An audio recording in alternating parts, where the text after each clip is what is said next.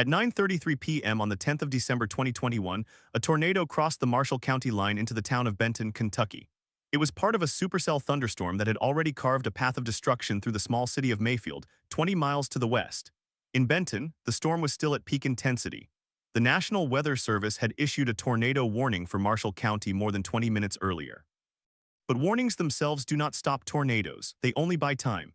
In the moments before the tornado arrived, the sky over Benton turned a dark purple, the wind shifted, then the sound came, a roar that witnesses later described as a freight train but louder, deeper, as if the ground itself were vibrating. What happened in Benton that night was not a random act of weather. It was the product of a rare and violent atmospheric setup. A powerful low-pressure system moving across the Mississippi Valley collided with a warm, moist air mass that had pushed unusually far north for December. The clash produced a line of supercell thunderstorms that stretched from Arkansas to Kentucky. One of those supercells began rotating near the Mississippi River, just south of the Kentucky border. It strengthened quickly. At 7:50 p.m., the National Weather Service in Paducah issued a tornado warning for parts of Fulton and Hickman counties. At 8:12 p.m., radar indicated a debris signature, a telltale sign that a tornado was on the ground, picking up material and flinging it into the air. That tornado would go on to travel more than 160 miles, staying on the ground for over 3 hours. It would become one of the longest-tracked tornadoes in American history. The storm crossed into Kentucky near the town of Case at 8:28 p.m. It was already a violent tornado, rated EF3 at that point. It destroyed homes and farms. It killed one person in Case. Then it continued northeast, gaining intensity as it approached Mayfield. In Mayfield, the tornado struck the downtown area at 9:10 p.m. It leveled the Graves County Courthouse, destroyed a candle factory, and brought down a church that had stood for more than a century. At least 8 people died in Mayfield. The storm did not slow down. It crossed the Graves-Marshall County line and entered Benton a few minutes after 9:30. Benton is the county seat of Marshall County, a community of about 4,600 people. The tornado entered the town from the southwest, following the path of the Purchase Parkway. It crossed Interstate 24 near the 25-mile marker. Trees were snapped and debarked. Vehicles were thrown into fields. A gas station was reduced to a concrete slab. The tornado then moved directly into the residential neighborhoods on the south side of town. It struck a mobile home park. It tore the roofs off houses. In some cases, houses were completely swept away, leaving only the foundation. The tornado continued through the commercial district, damaging a grocery store, a bank, and a hardware store. It then crossed the town square where the Marshall County Courthouse stood. The courthouse, built in 1936, suffered severe damage. Its clock tower collapsed. Walls buckled. Inside the building, several people had taken shelter. Later, they described the sound of the building shaking and the feeling of the floor moving beneath them. The tornado passed through northern Benton and then moved into the rural areas northeast of town. It struck the community of Sharp and then entered Lyon County. By that time, the tornado had been on the ground for more than an hour. It continued through Princeton, Dawson Springs, and into Breckinridge County before finally lifting near the Ohio River at 10:57 p.m. In total, 57 people died in Kentucky from that tornado outbreak. 11 of those deaths were in Marshall County, most of them in or near Benton. In the days after the storm, the National Weather Service conducted a damage survey. They rated most of the damage in Benton as EF3 with winds estimated at 140 to 160 miles per hour, but there were pockets of EF4 damage. In one neighborhood south of town, a well-built brick home was leveled. A pickup truck was found wrapped around a tree. Debris was scattered for miles. The survey team concluded that the tornado had been violent enough to cause catastrophic damage, but it was not the strongest possible rating. Still, the destruction was enough to change the landscape of the town permanently. The question that investigators and residents asked in the aftermath was whether the warning system had worked effectively. The National Weather Service had issued a tornado warning for Marshall County at 9:09 p.m. That was 24 minutes before the tornado entered Benton. In theory, that should have been enough time for people to take shelter. But warnings only work if they reach the people who need them. Many residents reported that they did not receive the warning on their phones. The wireless emergency alert system, which sends government-issued warnings to mobile devices, had been activated. However, the alert was sent based on the polygon issued by the Weather Service. If a person's phone was not inside the polygon at the exact moment the alert was sent, or if their cell tower was outside the area, they might not receive it. Others said the alert came late, after the tornado had already arrived. There was also the issue of the storm's speed and intensity. The tornado was moving at about 45 miles per hour. That meant the lead time was compressed. A 24-minute warning sounds substantial, but it is only enough for a person to get to a basement, a storm shelter, or an interior room. In Benton, many homes did not have basements. The soil in western Kentucky is heavy clay, which makes basement construction expensive and difficult. Many people relied on above-ground shelters or simply took shelter in bathrooms and hallways. For those in mobile homes, the lead time was even more critical. A mobile home offers almost no protection against an EF3 tornado. The best option is to leave and go to a designated shelter, but that requires time and transportation. In Benton, the mobile home park that was hit had no on-site shelter. Residents had to rely on neighbors or nearby buildings. The failure of power infrastructure also compounded the problem. The tornado knocked out power lines and cell towers as it moved through the area. Many residents lost electricity and cell service during the storm. Those who had battery-powered weather radios could still receive updates, but not everyone owned one. The reliance on electronic notifications meant that when the grid went down, so did the information. Investigators from the National Oceanic and Atmospheric Administration later reviewed the radar data and the warning issuance timeline. They determined that the Weather Service had followed proper procedures. The warning was issued in a timely manner. The polygon was accurate. The problem was not the science. It was the delivery. The same issue had been identified after previous tornado outbreaks in the United States, including the Joplin tornado of 2009. In Joplin, many people did not receive warnings because of cell tower failure and because the sirens were not heard over the storm. After Joplin, the National Weather Service and the wireless industry made improvements to the alerting system, but the improvements were incremental. The Benton tornado showed that the gaps remained. Beyond the technical failures, there was a human cost that would be measured in lives, injuries, and long-term trauma. In the days after the storm, search and rescue teams went door to door. They used thermal imaging drones and canine units. The recovery effort lasted for weeks. Shelters were set up in nearby churches and schools. The Federal Emergency Management Agency arrived to assist with disaster declaration. The state of Kentucky mobilized the National Guard, but the assistance could not undo what had happened. The families of the 11 people killed in Marshall County were left to grieve in homes that no longer existed. Why does the Benton tornado still matter? It matters because it was not an isolated event. The tornado outbreak of December 10th and 11th was one of the deadliest in Kentucky history. It was also a December outbreak, which is unusual. Tornadoes in December are rare because the clash of warm and cold air typically happens in spring. But climate scientists have noted that the traditional tornado season is expanding. Warmer winters mean that the ingredients for severe storms are available more often. In 2021, the Gulf of Mexico was unusually warm for December. That provided extra fuel for the storm system. The Benton tornado was not directly caused by climate change, but it fits a pattern of more frequent and intense tornado outbreaks outside the traditional season. For the people of Benton, the storm meant something more immediate. It meant rebuilding.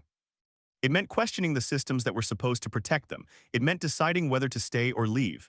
Many families left the area permanently. Others returned and began the slow process of reconstruction. The courthouse was repaired. New homes were built, but the memories of the sound, the darkness, and the aftermath remain. In the weeks after the tornado, the National Weather Service released its final report. It classified the tornado as an EF4 with maximum winds of 190 miles per hour. The track length was 165 miles. The maximum width was 1.1 miles. It was the longest track tornado in the United States since the 1925 Tri-State tornado. That statistic alone is staggering. A tornado that stays on the ground for over 3 hours, covering more than 150 miles, is an extreme event by any definition. The Benton community was in its path, but statistics only tell part of the story. The real weight of the event is in the moments that were lost, the missed phone calls, the warnings that never came, the decisions that had to be made in seconds. One woman in Benton, who survived by hiding in a bathtub while her house collapsed around her, later said she never heard the warning. She was watching television and the cable went out as the storm approached. She did not have a weather radio. She only knew something was wrong when the windows began to rattle. That is a failure of redundancy. In a world where weather data is available in real time, where satellites and radar can see a storm forming hours in advance, it is still possible for a person to have no warning at all. The Benton tornado is a lesson in the difference between information and communication. The National Weather Service had the information. It issued the warning. But the communication chain broke somewhere between the weather office and the living rooms of Benton. Some links in that chain were technological. Some were social, some were purely a matter of chance. The tornado did not discriminate between those who had a safe room and those who did not. It did not care whether a person received the alert on their phone. What happened in Benton is still being studied. Disaster researchers, meteorologists, and emergency managers continue to examine the data from December 2021. They are trying to find ways to close the gap between warning and action. The challenge is immense. No system can ever be perfect. Tornadoes are unpredictable in their details. But the question remains, how close can they get? How many lives can be saved with better technology, more shelters, stronger building codes, and more reliable alerts? The Benton tornado did not answer those questions. It only asked them loudly and with force. In the hours after the tornado passed, the first responders faced a landscape that had been rearranged. Roads were blocked by debris, gas lines were ruptured, power lines lay across the pavement, some still live. In Marshall County, the sheriff's office had to coordinate search and rescue without reliable communication. Radios worked intermittently. Cell service was down in most areas. The County Emergency Operations Center had been damaged. The director, who had taken shelter in the building, emerged to find the roof partially gone and the equipment covered in dust. At 7:15 p.m. On December 10th, the Kentucky Division of Emergency Management activated the State Emergency Operations Center. Governor Andy Beshear declared a state of emergency at 7:45 p.m. That declaration opened the door for federal assistance. But on the ground, the first wave of help came from neighbors. In the Benton area, people with chainsaws and pickup trucks were already clearing roads before any official team arrived. Fire departments from neighboring counties responded, but they could only get so far. Many roads were impassable. The tornado had flattened entire blocks of the mobile home park near the courthouse. Homes that had been there an hour earlier were now piles of splintered wood and twisted metal. Rescue teams used thermal imaging cameras to search for survivors under the debris. The work was slow. Darkness had fallen. The temperature dropped into the upper 30s. Some victims had been trapped for hours by the time they were found. In one home, a family of 4 survived by taking shelter in a closet that remained intact. The walls around them had collapsed outward. When rescue workers arrived, they heard crying. It took 45 minutes to cut through the wreckage. The children were unharmed. The parents had minor cuts. That outcome was rare. Most homes in the tornado's direct path were wiped clean off their foundations. Search teams found few survivors. By midnight, the death toll was uncertain. Officials knew of at least 6 deaths in Marshall County, but they expected more. The numbers climbed over the next days as search teams reached the hardest-hit areas. In the end, 11 people were confirmed dead in Marshall County. Among them were residents of the Fairview Mobile Home Park, a family in a single-story house on Route 68, and an elderly couple whose home had no basement. The ages ranged from 52 to 94. All of them had been in structures that could not withstand the force of a 190-mile-per-hour wind. The county coroner, who had worked in law enforcement for decades, later described the scene as unlike anything he had ever seen. The bodies were not always easy to recover. Some were buried under feet of debris. The sheer velocity of the wind had carried debris for miles. Personal belongings were found in fields 10 miles away. Photographs, identification cards, children's toys. The tornado had scattered the evidence of lives across the countryside. On December 11th, the National Weather Service survey teams began their work. They fanned out across the path of the storm, starting in Arkansas and working east through Missouri, Tennessee, and Kentucky. The surveyors measured damage to structures, trees, and infrastructure. They assigned ratings based on the enhanced Fujita scale. The ratings range from EF0 to EF5. EF0 is light damage, 65 to 85 miles per hour. EF5 is incredible damage, over 200 miles per hour. The Benton tornado was initially rated EF3 based on preliminary surveys, but as teams examined the damage in western Kentucky, they found evidence of higher winds. In the town of Cave City, which was not directly in the Benton path but was hit by the same supercell, the damage was characteristic of EF3 to EF4. In Marshall County, the damage was consistent with EF4. The final rating for the longest segment of the tornado was EF4, with estimated peak winds of 190 miles per hour. The investigation took several days. The surveyors walked the entire 165-mile track, documenting damage indicators. They found that the tornado had maintained its intensity for an unusual distance. Typically, tornadoes weaken after 20 or 30 miles. This one stayed strong for over 80 miles before beginning to dissipate near the Ohio River. The reasons were meteorological. The storm was feeding on extremely unstable air with a low-level jet stream that provided continuous rotation. The environment was similar to what produces violent tornadoes in the Great Plains during spring, but this was December. The warmth and moisture were not supposed to be there. That meteorological anomaly raised questions. The December 2021 outbreak was part of a larger pattern that scientists had been warning about. A study published in the Bulletin of the American Meteorological Society in 2022 analyzed the outbreak and found that the conditions that produced the Benton tornado were made more likely by a warming climate. Warmer winters mean that the Gulf of Mexico stays warmer longer, providing more fuel for storms. The jet stream which drives storm systems is also becoming more erratic, sometimes taking on configurations that were historically rare in December. The study concluded that the probability of a December tornado outbreak of this magnitude had increased by about 40% since the pre-industrial era. For the people of Benton, the science was academic. The real problem was the gap between warning and survival. The National Weather Service had done its job. The warning was issued. But the chain of communication failed. That failure became the subject of congressional hearings in early 2020. The House Committee on Transportation and Infrastructure held a hearing titled Weathering the Storm, the State of the National Weather Service's Severe Weather Warning Systems. Witnesses included the Director of the National Weather Service, the Administrator of the Federal Emergency Management Agency, and representatives from the wireless industry. The hearing revealed that the wireless emergency alert system had known shortcomings. The alerts were sent using geo-targeting based on cell towers, not polygons. That meant a phone could receive the alert even if it was far from the actual danger area. Alternatively, a phone might not receive the alert if the cell tower serving its location was outside the polygon. The system had not been updated to match the precision of the Weather Service's polygons, even though the technology existed. The hearing also highlighted the problem of alert fatigue. Many people ignore weather alerts because they receive too many of them. In Marshall County, some residents said they had received multiple tornado warnings in previous months that did not produce tornadoes. They had become desensitized. When the real warning came, they did not react immediately. That is a human factor that no algorithm can fix. But the hearing resulted in new directives. The Federal Communications Commission, which oversees the wireless emergency alert system, proposed rules to improve geotargeting. The National Weather Service was asked to review its communication protocols, and FEMA was directed to expand its support for community storm shelters in high-risk areas. In Benton, the response to these changes was cautious. The City Council approved funding for a new storm shelter near the mobile home park. The shelter was completed in 2023 with capacity for 200 people. It is an above-ground structure built to withstand EF5 winds. The city also launched a public education campaign about the importance of having multiple ways to receive warnings, whether radio sales increased. Some residents installed backup generators to keep their radios powered during outages. But the population of the mobile home park had changed. Many of the residents who lived there in December 2021 had moved away. The new shelter sits empty most of the time. The memory of the tornado is still fresh, but the sense of urgency fades. The unasked question remains, if another tornado of that magnitude were to hit Benton today, would the outcome be different? The warning systems have improved incrementally. The cell tower geotargeting is better, but not perfect. The number of weather radios in homes has increased, but not to the point where every household has one. The storm shelter exists, but it is not within walking distance for everyone.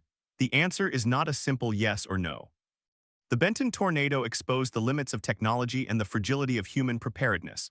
1 year after the tornado, the community held a memorial service.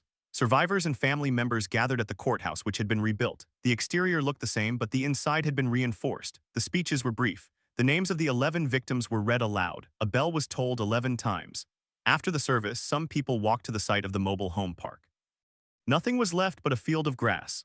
The only indication that homes had once stood there were the concrete slabs, cracked and overgrown. The Benton tornado is not the deadliest in Kentucky history. That remains the 1890 Louisville tornado, which killed over 70 people. It is not the most destructive in terms of property damage. That would be the 2021 Western Kentucky tornado itself, which across its entire path caused over $1 billion in damage. But the Benton tornado is significant because of what it reveals about the modern system of warnings and response. It shows that even in an age of satellite imagery, Doppler radar, and instant communication, the most important link in the chain is the human one. The person who chooses to take shelter. The person who owns a weather radio. The person who hears the sirens and understands what they mean. In the end, the story of the Benton tornado is about the distance between information and action. The National Weather Service had the information. The state and local officials acted on it. But the action did not reach everyone in time. The tornado did not care. It crossed fields, highways, and towns. It destroyed whatever was in its path, and when it was over, the survivors were left with questions that have no easy answers. How do you warn people who do not want to be warned? How do you protect people who cannot afford a shelter? How do you make a system that works for everyone, not just for those who have the resources to prepare? These questions are not unique to Benton. They apply to every community that faces tornadoes, floods, hurricanes, and wildfires. The Benton tornado is a case study in the limits of resilience. It is a reminder that the best technology in the world cannot replace a culture of preparedness. And it is a warning that the next storm will come, perhaps sooner than expected, and the same gaps may still exist. The final report from the National Weather Service, released in March 2022, concluded with a summary that was both clinical and somber. It listed the meteorological factors, the damage indicators, and the statistical comparisons. It contained no recommendations for change. That was left to the policymakers and the communities. The report sat on a shelf, the data was archived. The tornado became a footnote in weather history studied by meteorologists and disaster researchers, but for the people of Benton it is not a footnote, it is a scar, and the scar is still healing. In the hours after the tornado lifted, the scale of the destruction became clear. Search and rescue teams moved through the debris in the dark. They used flashlights and chainsaws. The mobile home park had been reduced to splinters. The metal frames of the homes were twisted into knots. Cars were overturned, trees were stripped of bark. The ground was littered with insulation, clothing, and shattered furniture. Rescuers worked quietly. They knew that every minute mattered, but the tornado had stolen the air from the area. There was no sound except the crackle of radios and the crunch of boots on rubble. By midnight, the death toll was uncertain. The county coroner's office set up a temporary morgue at the local high school. Families gathered at the emergency shelter set up in the First Baptist Church. They waited for news.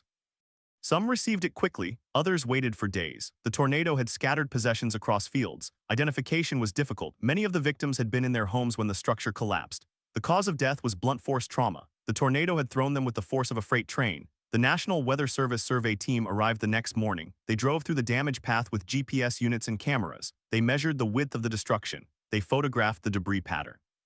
They interviewed survivors. They noted that the tornado had touched down at 7:39 p.m. It had traveled for 18 miles. The maximum width was 400 yards. The estimated peak wind speed was 140 miles per hour, making it an EF3, but the intensity varied along the path. In the mobile home park, the damage was consistent with EF2 winds. That was enough. Mobile homes have no foundation. They are not designed to withstand tornadoes. The weakest part of the structure is the connection between the roof and the walls. When the roof lifts, the walls collapse. The occupants have no safe place inside. The survey team also found something unusual. The tornado had not been a single vortex. It had been a multiple vortex tornado with smaller subvortices rotating inside the main circulation. These subvortices are stronger and more erratic. They can cause narrow but extreme damage. In the mobile home park, one subvortex had carved a path of complete destruction. That was the spot where the 11 victims died. The official report later noted that the tornado's structure made it particularly dangerous. The subvortices were invisible in the rain-wrapped core. The sirens had sounded, but the warning did not convey that this was a tornado of unusual violence. The people who remained in their homes did not know that the odds of survival were lower than they had imagined. The investigation moved beyond meteorology. The National Weather Service's post-event analysis examined the warning timeline. The warning was issued at 7:13 p.m., 26 minutes before the tornado struck the mobile home park. That was well above the national average lead time of 13 minutes. The polygon covered the park. The Storm Prediction Center had issued a tornado watch hours earlier. The conditions were well forecast, yet the warning did not reach everyone. Why? The wireless emergency alert system sent the alert to cell phones within the polygon, but cell phone towers do not respect polygons. A tower serves a geographic area based on signal coverage, not on weather boundaries. If a phone is connected to a tower outside the polygon, it may not receive the alert. In the mobile home park, some residents reported that their phones never buzzed. Others received the alert but dismissed it because they had received multiple warnings that week. The sirens were activated by the county, but the sirens are designed to be heard outdoors. Inside a mobile home with wind howling and rain pounding, the siren may not be audible, and the power was flickering. Some residents had no electricity to charge their phones. They relied on battery-powered radios. Not everyone owned one. The failure was not a single point, it was a cascade. The warning existed. The technology worked at the macro level. But the last mile of communication, the distance between the National Weather Service office and the person inside a vulnerable structure, was broken. That gap is not new. It has been identified after every major tornado disaster. It was noted after the Joplin tornado in 2011, after the Moore tornado in 2013, after the Beauregard tornado in 2019. Each time recommendations are made, each time funding is allocated, and each time the next tornado reveals that the gap remains. The Benton tornado was no exception. In the weeks after the disaster, the Federal Emergency Management Agency conducted a joint assessment with state officials. They interviewed survivors, first responders, and local leaders. The assessment identified several key findings. First, the mobile home park had no community storm shelter. The nearest public shelter was a school basement 2 miles away. For many residents, that was too far to reach in 26 minutes, especially at night. Second, the population of the park was largely low income and elderly. Many did not own cars. Some had physical disabilities that made it difficult to move quickly. Third, the warning message was not culturally tailored. The area has a significant Spanish-speaking population. The wireless emergency alert was sent in English only. Some residents did not understand the warning. The assessment also noted that the county's emergency management office had limited resources. The office was staffed by part-time volunteers. The sirens were outdated. The county had applied for a grant to upgrade the system, but the grant was not approved. The tornado hit before the upgrade could happen. The local emergency manager later testified before Congress that the system was held together with duct tape and prayer. That testimony was widely shared, but it did not change the fact that the gap existed when it mattered most. The human cost became clear in the days after the tornado. Funerals were held in rapid succession. The community raised money for burial costs. The Red Cross provided temporary housing. The Small Business Administration offered low-interest loans for uninsured losses. But for the families of the 11 victims, no amount of aid could replace what was lost. One victim was a grandmother who had raised her grandchildren. Another was a veteran who had served in the Gulf War. One was a child 8 years old. The names were published in the local newspaper. The obituaries were brief. They noted that the deceased were loved, that they would be missed. They did not mention the tornado. They did not need to. The investigation into the system failures continued for months. The National Weather Service's internal report released in March 2022 was thorough. It detailed the meteorological setup, the warning issuance, and the communication chain. It found that the warning was accurate and timely. It found that the polygon was correctly drawn. It found that the wireless emergency alert was sent correctly. But it also found that the system's reliance on cell tower geolocation was a known limitation. The report recommended that the Federal Communications Commission update the rules to allow polygon-based geotargeting for emergency alerts. That recommendation was echoed by the National Transportation Safety Board, which had oversight of the investigation because the tornado involved a federally funded highway. Yes, the NTSB became involved because the tornado damaged an interstate highway bridge. The bridge was closed for repairs. That is how the federal government got involved.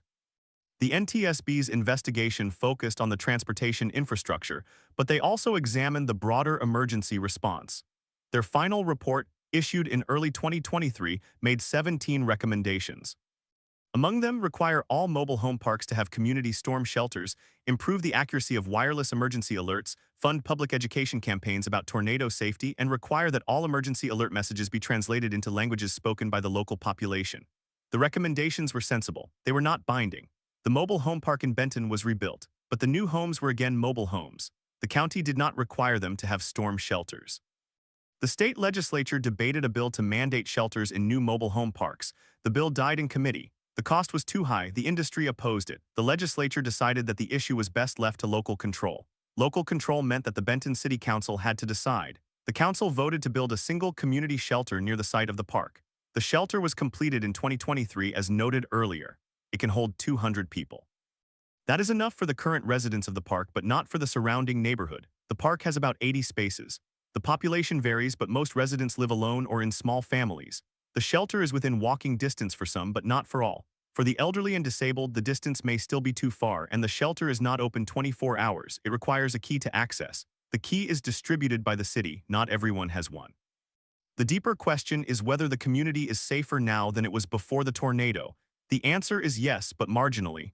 The siren system has been upgraded.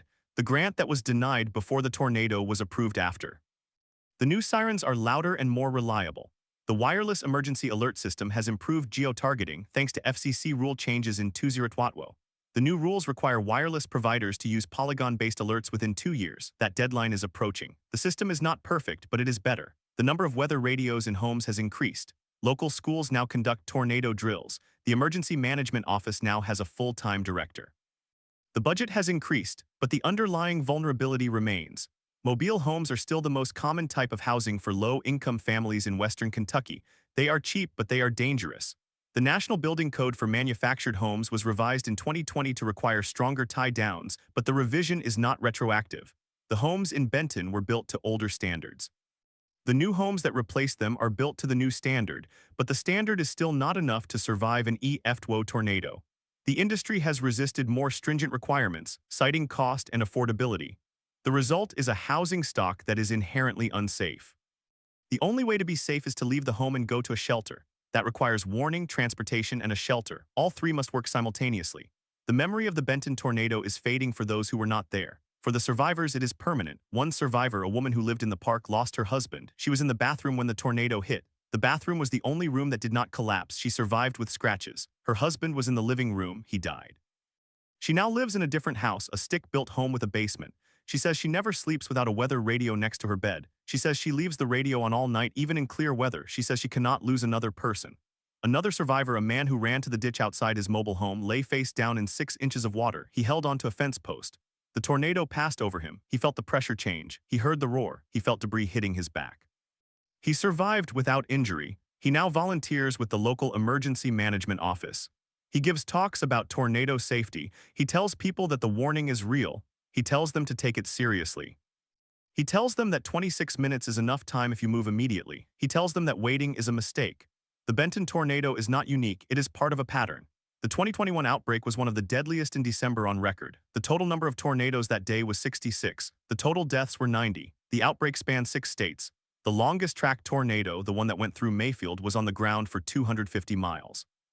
It was an EF4. It killed 46 people in Mayfield alone.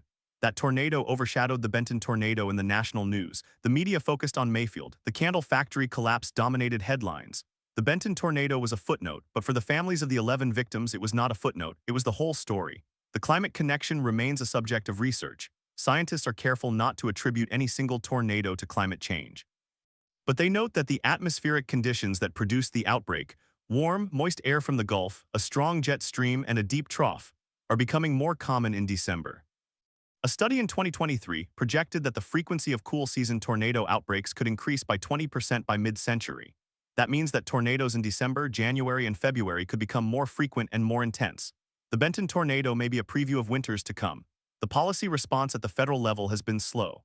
The National Weather Service received additional funding in the 2023 budget for improved radar and warning systems.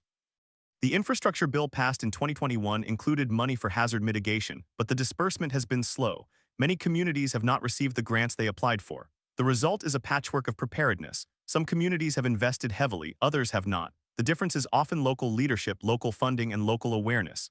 In Benton, the leadership has changed. The mayor who was in office during the tornado did not run for re-election. The new mayor has made emergency preparedness a priority. The city now participates in the Storm Ready program. The county has a hazard mitigation plan. The plan is updated regularly. But the plan is only as good as the compliance.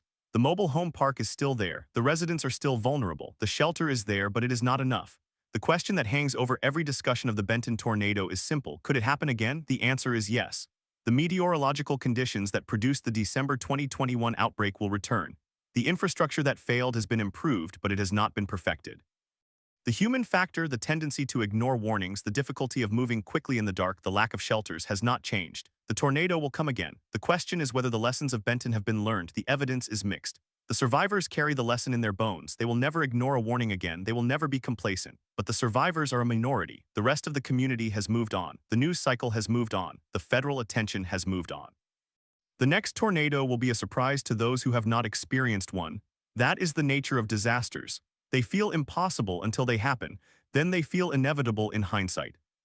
The Benton tornado is a reminder that preparedness is not a one-time event. It is a continuous process. It requires investment. It requires education. It requires a willingness to acknowledge that the current system is not good enough. The system failed 11 people on December 12, 2021. Those 11 people are gone. Their families live with the loss. The community lives with the question. And the next time the sirens sound, the answer will be found in the actions of the people who hear them. The science will have done its part. The technology will have done its part. The rest is up to each individual. The Benton tornado made that clear. It made many things clear. The question is whether clarity is enough. At 9:27 p.m. on December 10, 2021, the National Weather Service office in Paducah, Kentucky, issued a tornado watch for western Kentucky. The watch was valid until 5 a.m. the next morning. The conditions were ripe. A powerful storm system was moving east from the Mississippi River. The atmosphere was abnormally warm for December with temperatures in the low 70s. Dew points were high. The wind shear was extreme. Meteorologists knew that if storms formed, they could rotate. They did not yet know that they would produce one of the deadliest tornado outbreaks in the region's history. At 10:39 p.m., the first severe thunderstorm warning was issued for parts of western Kentucky. The storm was moving northeast at 60 miles per hour. At 10:58 p.m., the Paducah office issued a tornado warning for the same area. The warning included the city of Mayfield. That warning was the beginning of a cascade. Over the next 3 hours, the National Weather Service would issue more than 60 tornado warnings across 6 states. The storm that would produce the Benton tornado was still forming. It was not yet on the radar as a distinct cell. At 11:12 p.m., the storm that would become the Benton tornado began to show rotation. The radar signature was classic, a hook echo with a debris ball. The debris ball indicated that the tornado was on the ground and lifting material into the air. The National Weather Service issued a tornado warning for Marshall County at 11:13 p.m. The warning stated that a confirmed tornado was located near Aurora, moving northeast at 55 miles per hour. It would reach Benton within minutes. The warning included the mobile home park. The sirens were activated. The emergency alert system sent a wireless alert to phones in the affected area. The warning was clear. The time to act was now. The tornado touched down at approximately 11:19 p.m. The exact time is based on the damage survey. Tornado was on the ground for 11 miles.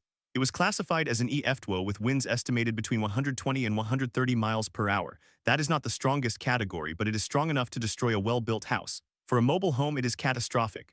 The path was about 300 yards wide. It crossed the Tennessee River. It hit the mobile home park near Aurora, then it moved toward Benton.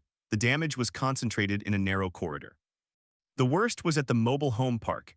At 11:19 p.m., the residents of the park were inside their homes. Some were asleep. Others were watching television. The wireless alert had sounded minutes earlier. The sirens had sounded. The sky was dark, the wind was strong, the rain was heavy. The decision to seek shelter was immediate for some, for others it was delayed, the difference was seconds. The tornado hits, the homes collapse, the pieces are small, the sound is loud, then it is over. At 11:20 p.m. the tornado passed through the park. It took less than 2 minutes. When the wind stopped, the silence was broken by screams. Some survivors crawled out of the debris, others did not move. The first 911 call came in at 11:21 p.m. The caller reported a building collapse and multiple injuries. The dispatcher asked for location. The caller did not know exactly. They were in the dark. The power was out. The phone lines were down. The cell towers were damaged. The dispatcher used the phone's location data to send emergency responders. At 11:25 p.m., the first emergency vehicles arrived. Law enforcement from the Marshall County Sheriff's Office. Firefighters from the Aurora Volunteer Fire Department. Emergency medical services from the county. They found a scene of total destruction. Mobile homes had been ripped from their foundations. Some had been thrown into trees.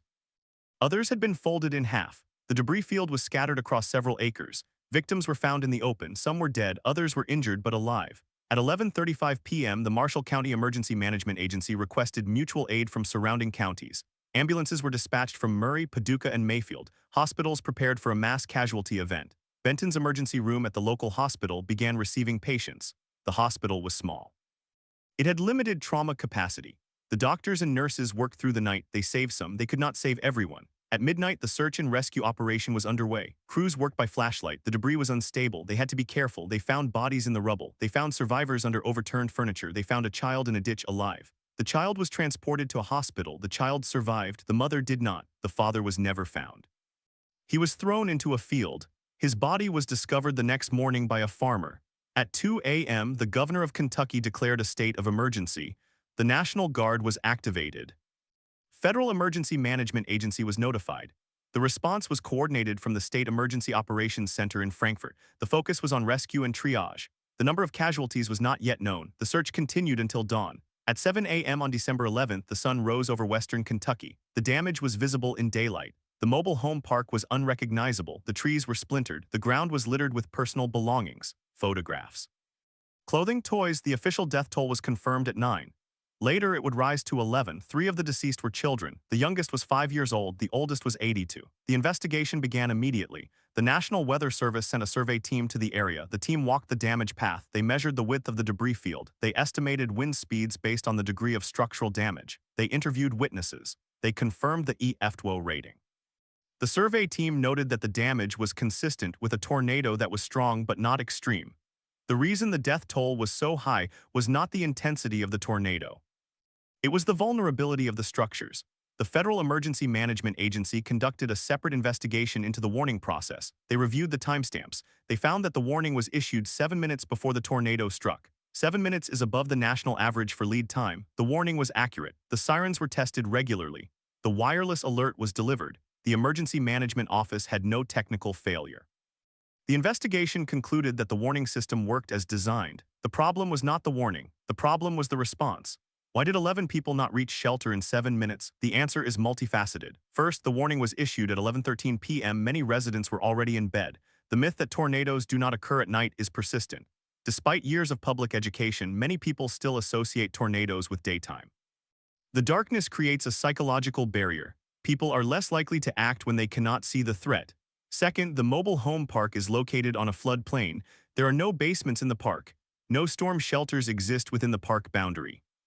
The only shelter in the area is the city-owned facility at the edge of Benton. That shelter is a half-mile walk from the park. For a family with children, a half-mile walk in a severe thunderstorm is dangerous. Lightning, heavy rain, and flying debris make it risky. Some residents chose to stay in their homes rather than risk the walk. Third, the population of the park includes many elderly and disabled residents. They cannot walk half a mile in minutes. They have no vehicle. They are trapped. The deeper question is what could have been done differently. The Emergency Management Office had considered building a shelter inside the park. The cost estimate was $200,000. The grant application was denied. The state funding was allocated elsewhere. The park owner did not have the resources to build one. The local government did not have the authority to force construction. The mobile home park is private property. The owner is not required to provide shelter. The residents are tenants. They have no power. The system is designed to protect property rights first. The consequences are paid in lives. The investigation also looked at the human behavior before the tornado. Witnesses described the moments after the warning. Some residents awoke to the sirens. They checked their phones. They saw the alert. They looked outside. The sky was dark. The wind was strong. They decided to monitor the situation. They waited. Others did not wake up. The sirens were not audible inside some homes. The windows were closed. The television was on. The sirens are designed to be heard outdoors. Inside, they can be muffled. The weather radios in some homes were not programmed. They did not go off. The wireless alert was silent on some phones. The alert tone is dependent on the phone's settings. Some phones are on silent. The alert is not loud enough to wake a deep sleeper. The gap in coverage exists even with multiple layers. The social dynamics play a role. In a tight-knit community, word of mouth spreads. But at night, people are isolated. No one checks on neighbors. The elderly live alone. The disabled live alone. They have no one to tell them to move. They rely on the technology. The technology is imperfect. The system is not designed for the most vulnerable. It is designed for the average person. The average person does not live in a mobile home.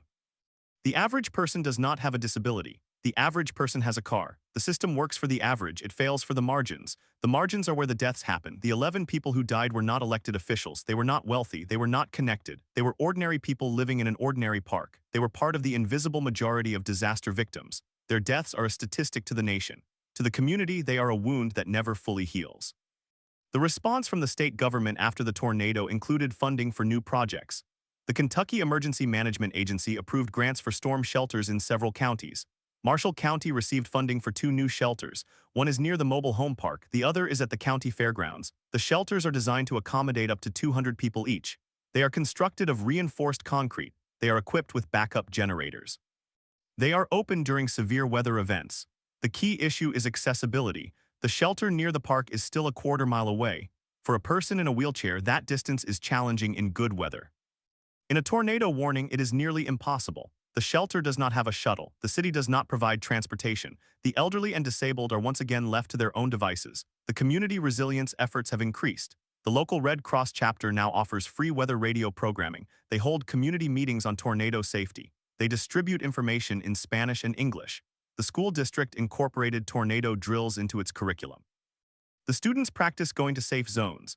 The safe zones are interior hallways. The school building is not reinforced. It is early 20th century construction. It is not designed to withstand a tornado. The drills are symbolic. They give a false sense of security. The official reports on the Benton tornado are public. They include the meteorological data, the response timelines, the fatality summaries. They are thorough. They are written in clinical language. The language does not capture the grief. The reports are used by researchers to model future outbreaks. They are cited in academic papers on disaster risk reduction. The Benton tornado is a data point. It is one of many. But for the families, it is not a data point. It is the worst night of their lives.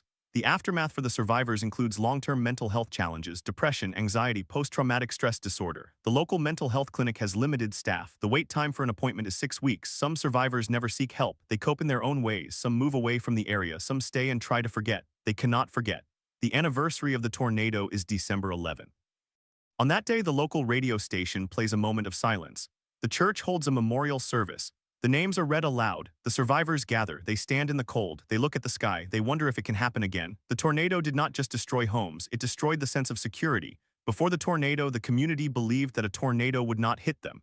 They thought that tornadoes were something that happened in the plains.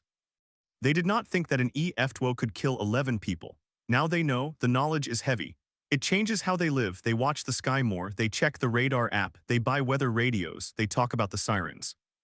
They are hypervigilant, the vigilance is exhausting, the economic impact is lasting. The mobile home park was never rebuilt, the land is now a vacant lot, the owner sold it to a developer who plans to build a commercial strip. The developer says the land is better suited for retail. The survivors have scattered, some moved to other mobile home parks, others moved into apartments in town. The housing supply in Marshall County is tight, the rental vacancy rate is under 2%. The cost of rent has increased since the tornado. The survivors who lost everything are now paying more for less. They are still vulnerable. The insurance industry responded with higher premiums for mobile home owners in tornado-prone areas. The premiums can be several $1,000s per year. Many residents cannot afford the premiums. They go without coverage. The tornado left them with nothing. They are not eligible for federal disaster assistance because the damage was not catastrophic on a national scale. The individual assistance cap is low. The survivors received a few $1,000s each. That was not enough to rebuild. The survivors are still recovering. Their recovery will take years. The policy lessons from the Benton tornado are being studied by emergency management professionals. The recommendation is clear: require storm shelters in all mobile home parks. The cost is high, but the cost of inaction is higher. The political will is not there. The mobile home industry lobbies against the requirement. They claim it would make housing unaffordable. The trade-off is accepted. The deaths are accepted. The community accepts them because they have no choice. The Benton tornado is a story of a system that works for most but fails for the few. The few are the ones who die. The system is improved after the disaster. The improvements are incremental. The next disaster will test them. The cycle repeats. The ultimate question is not whether the community is safer. It is whether the safety is distributed equally. The answer is no. The poor are still more vulnerable. The elderly are still more vulnerable. The disabled are still more vulnerable. The tornado is a leveler in the sense that it does not discriminate. But the aftermath is not level. The rich have resources. The poor do not. The community can rebuild shelters, but it cannot rebuild lives. The survivors will tell you that the clarity from the tornado is not enough. The clarity is a blunt weapon. It tells you what you should have done. It does not help you do it in the moment. In the moment, you are confused, scared, and uncertain. The clarity comes afterward. It comes to the families who ask themselves why they did not leave. It comes to the emergency managers who ask what else they could have done. The clarity is a kind of grief. It is the knowledge that no system is perfect. The Benton tornado is a chapter in that ongoing lesson. It is written in the debris. It is written in the silence of the memorial service. It is written in the weather radio that plays all night. The lesson is not about the tornado, it is about the people. And the people remain. They are still here. They are still watching the sky. They are still waiting for the next one. The question is whether they will be ready. The answer is not yet.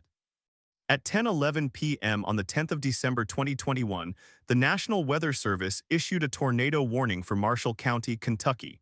The storm was on the ground near the town of Benton. It had already destroyed homes in the rural areas west of the county seat. The warning was broadcast on weather radios. It was pushed to smartphones through wireless emergency alerts.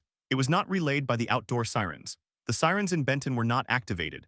The county emergency management director later said the sirens were only used for tornadoes within the city limits of Benton, not for the unincorporated areas. The mobile home park was outside the city limits. At 10:23 p.m., the tornado crossed Highway 6 Ferone. It struck the first row of mobile homes at the park. The residents had no audible warning. Those who were awake saw the lightning and heard the roar. Those who were asleep woke to the sound of breaking glass and collapsing walls. The tornado was an EF2 with winds estimated at 130 miles per hour. It destroyed 32 mobile homes. It damaged 40 others. It killed 11 people. The first 911 call came in at 10:24 p.m. The caller said they were trapped under debris. The dispatcher asked for their location. The caller did not know the address. They only knew they were in the park. At 10:27 p.m., the first fire engine arrived. The crew reported total destruction in the central section of the park. They began searching by hand. There were no streetlights. The power was out. They used flashlights and headlamps. They called out for survivors. They heard cries from under the rubble. They pried apart aluminum siding and insulation. They pulled out a woman with a broken leg. They pulled out a man with a head injury. They pulled out a child who was not breathing. The child was later revived. The search continued through the night. By 2 a.m., the death toll had reached 9. By dawn, it was 11. The victims ranged in age from 5 to 84. 3 were children, 5 were over 60, 2 were disabled, all were living in manufactured homes. None had access to a storm shelter. The nearest shelter, built after the disaster, was still on the drawing board. What happened in the aftermath of the storm is not just a story of recovery. It is a story of accountability. The county emergency manager was asked why the sirens were not activated. He said the policy was clear. The city manager of Benton said the sirens were a city asset. The county did not have its own siren system. The state of Kentucky had no requirement for tornado sirens in rural areas. The Federal Emergency Management Agency had no jurisdiction over local warning systems. The system was voluntary, it was fragmented. It was designed for a different era. Investigators from the National Weather Service later determined that the tornado warning lead time was 17 minutes. That is above the national average. But the lead time meant nothing without a way to reach the people. The weather radio alerts worked, but less than 30% of households in the park owned a weather radio. The smartphone alerts worked, but many residents had their phones on silent or were asleep. The community did not have a mass notification system. The county had considered a reverse 911 system, but funding was denied the previous year. The question becomes, how many warnings are enough? The answer is not a number. It is a delivery method. The warnings are only as effective as the infrastructure that carries them. In a mobile home park where the structures provide no protection, the warning must be aggressive. It must be physical. It must be loud. It must wake people up. The Benton tornado proved that a 17-minute lead time is meaningless if the last mile of communication is broken. The survivors of the park now live with a new awareness. They know the sky. They know the sound of a freight train. They know that the next warning might come too late. The community has installed new sirens, but only inside the city limits.